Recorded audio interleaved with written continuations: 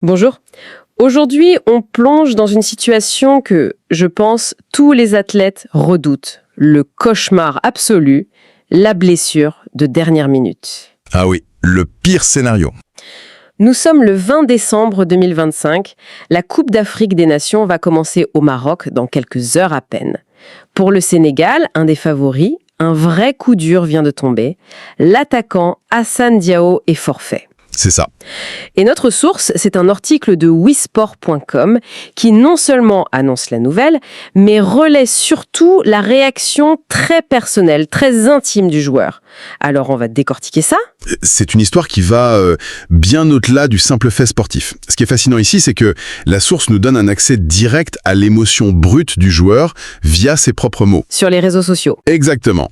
On va donc pouvoir explorer non seulement les faits, la nature de la blessure, le moment où elle arrive, mais surtout l'impact psychologique sur un jeune homme qui voit un rêve lui échapper au tout dernier moment. C'est ça. L'objectif, c'est de comprendre ce que cette nouvelle signifie pour lui, bien sûr, mais aussi pour l'équipe, et ce que sa réaction nous apprend sur la mentalité d'un sportif de haut niveau face à l'adversité. Et sur sa communication aussi. Absolument.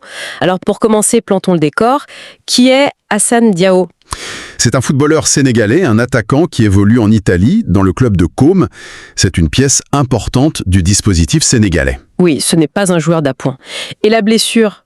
L'article est très complet, très précis. Très clinique, oui. Une lésion du biceps fémoral à la cuisse droite. On comprend tout de suite que ce n'est pas un petit bobo, quoi. C'est une absence de plusieurs semaines, c'est certain. Et puis il y a le timing. C'est là que l'histoire devient tragique, en fait. C'est ça qui est cruel. L'article précise bien, c'est arrivé lors de son tout dernier match en club. Le dernier ? Le tout dernier, juste avant de rejoindre la sélection pour la CAN. C'est le pire scénario imaginable. On peut presque visualiser la scène. Il joue ce match, il a forcément une partie de sa tête qui est déjà au Maroc. Bien sûr. Et sur une accélération, une frappe, il sent cette douleur. Et dans la seconde, il doit comprendre que son rêve vient de se briser. C'est terrible. Ça met en lumière cette tension permanente qui pèse sur les joueurs. Ils sont pris entre leurs obligations en club. Le club qui les paie ? Voilà. Et leur devoir, leur rêve de représenter la sélection nationale. Se blesser à ce moment précis, c'est le pire cauchemar. Et c'est là que ça devient vraiment intéressant. L'article cite de longs extraits de sa publication Instagram. On a accès à ses pensées. Oui. Il commence par « Parfois, les choses ne se passent pas comme prévu ». Et la frustration de ne pas pouvoir se sortir de cette situation est très pesante. Ce mot « frustration », il est très bien choisi. Il ne parle pas de colère, de rage, non. La frustration, c'est ce sentiment d'impuissance. Il est lucide sur ce qu'il ressent. Et ensuite, il décrit son année 2025 comme ayant, je cite, « les deux facettes du football ». Oui, et cette dualité, elle est très révélatrice. Il parle d'une première moitié formidable où il a retrouvé le plaisir de jouer, où il a atteint son meilleur niveau. Et de l'autre côté, une seconde moitié assez difficile et pleine de revers. Donc on comprend que cette blessure, ce n'est pas un incident isolé. C'est le point culminant d'une période qui était déjà compliquée pour lui. C'est le coup de grâce, en quelque sorte. Exactement. Ça donne une profondeur psychologique à l'événement. On comprend que ce n'est pas juste une déception, c'est un coup dur qui arrive après une série de difficultés. Ça humanise complètement le joueur. Il utilise des mots très forts. Il dit que cette blessure l'empêche de réaliser son rêve de représenter son pays lors de ma première Coupe d'Afrique des Nations. Ma première ? L'insistance sur « ma première » est poignante. On sent que ce n'était pas juste un tournoi, c'était un rite de passage pour lui. C'est l'accomplissement d'une vie, surtout pour un joueur de la diaspora. Porter ce maillot-là, dans cette compétition, c'est plus que du football. Et le fait qu'il le verbalise lui-même, sur les réseaux sociaux, ça lui permet de prendre le contrôle du récit. Comment ça, prendre le contrôle du récit ? Il y a 20 ans, on aurait eu un communiqué très froid de la fédération, et puis c'est tout. Le joueur aurait disparu. On n'aurait rien su de ses émotions. Voilà, là il s'adresse directement à des millions de gens, sans filtre. Il ne subit pas l'information, il la donne. Il choisit les mots, il cadre lui-même la tonalité. C'est un rêve brisé, oui, mais ce n'est pas la fin. C'est une stratégie de communication, consciente ou non, qui est très puissante. Et ce qui est remarquable, c'est la suite de son message. Malgré sa tristesse, son regard se tourne immédiatement vers le collectif. Il ne s'apitoie pas sur son sort. C'est là qu'il montre une grande maturité. C'est impressionnant.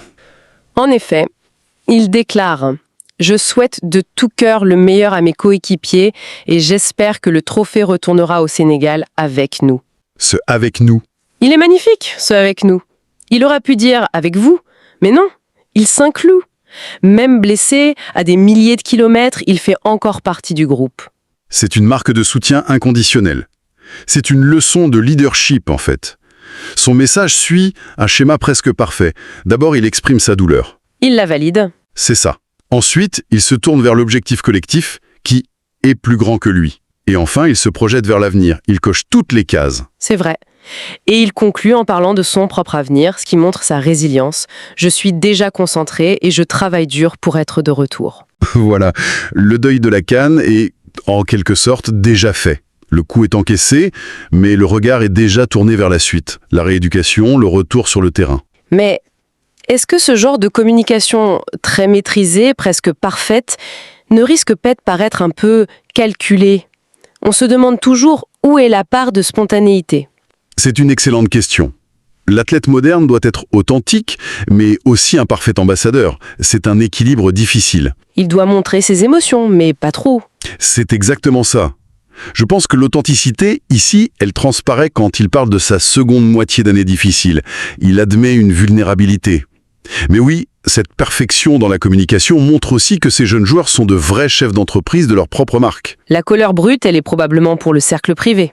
Qu'est-ce que ça change pour le Sénégal, à quelques heures du coup d'envoi? C'est un énorme problème. D'un point de vue tactique, il faut tout repenser dans l'urgence.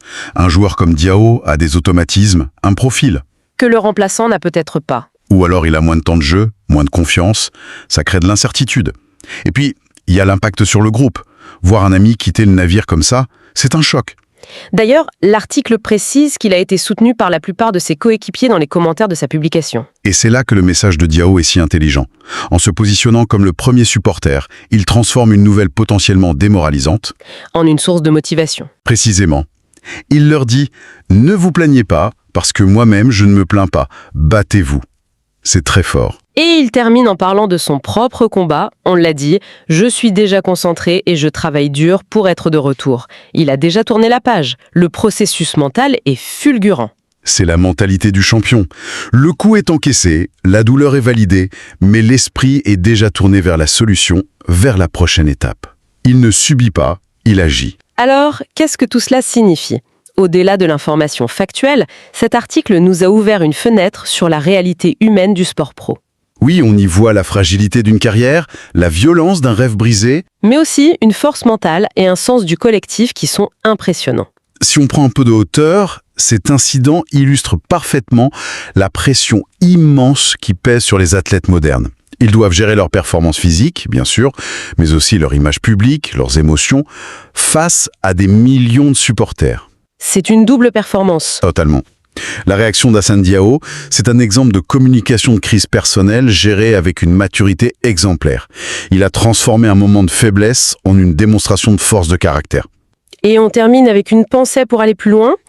L'article mentionne le soutien de ses coéquipiers. On peut se poser la question, comment une épreuve individuelle aussi dure et la manière dont le joueur la partage peut-elle paradoxalement devenir une source de motivation pour le groupe ?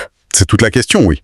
Est-ce que ce drame ne pourrait pas renforcer la cohésion d'un groupe juste avant d'entrer dans une compétition aussi importante ? Ça peut avoir l'effet inverse, plomber le moral. Ça peut. Mais la façon dont Diao a communiqué pousse clairement vers l'autre option, souder le groupe. Son message n'est pas un fardeau, c'est un appel au ralliement. Il leur a donné une raison de plus de se battre. Exactement. Bien malgré lui, il leur a offert une histoire à raconter, une raison de se dépasser. Il a transformé son absence physique en une présence symbolique très puissante.